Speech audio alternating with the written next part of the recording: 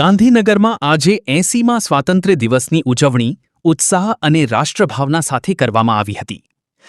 ગાંધીનગર જિલ્લા પંચાયત ખાતે જિલ્લા પંચાયતના પ્રમુખ રાજેશ પટેલે રાષ્ટ્રધ્વજ ફરકાવીને કાર્યક્રમની શરૂઆત કરી હતી. આ પ્રસંગે જિલ્લા પંચાયતના અધિકારીઓ, કર્મચારીઓ તેમજ નાગરિકો ઉપસ્થિત રહ્યા હતા.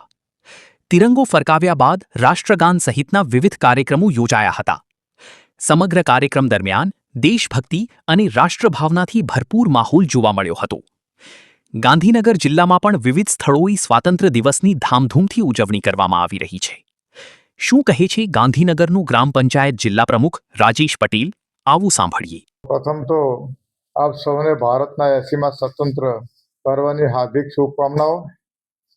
આ સાથે આપણા માનનીય વડાપ્રધાન શ્રી નરેન્દ્રભાઈ મોદી સાહેબ તેમજ આપણા સહકારિતા અને ગૃહરાજ મંત્રી એવા અમિતભાઈ શાહ સાહેબના જે પ્રમાણે ભારત દેશને આગળ લઈ ગયા છે તે પ્રમાણે અમે પણ ગાંધીનગર જિલ્લાને વધુને વધુ વિકસિત કરવા માટેના સતત પ્રયત્નો કરી રહ્યા છીએ અને એમના આજ્ઞા અનુસાર જે પ્રમાણે ભારત દેશ વિકાસ કરી રહ્યો છે એ પ્રમાણે અમે પણ એમને સાથ અને સહકાર આપી રહ્યા છીએ.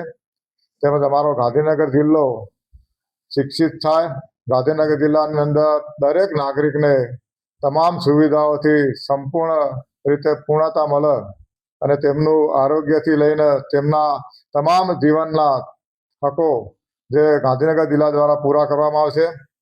એવી જ રીતે અમારું આ ભારત દેશનું 80મા સ્વતંત્ર પર્વના દિવસે અમે દરેક નાગરિકની ચિંતા કરી રહ્યા છીએ કે અમારો દેશ અને અમારો ગાંધીનગર જિલ્લો વિકસિત થાય. વિકસિત ત્યારે થશે જ્યારે શિક્ષણથી સંપૂર્ણ રીતે પૂર્ણ થશે તો જ ભારત દેશના ગાંધીનગર જિલ્લો પણ વિકસિત થશે.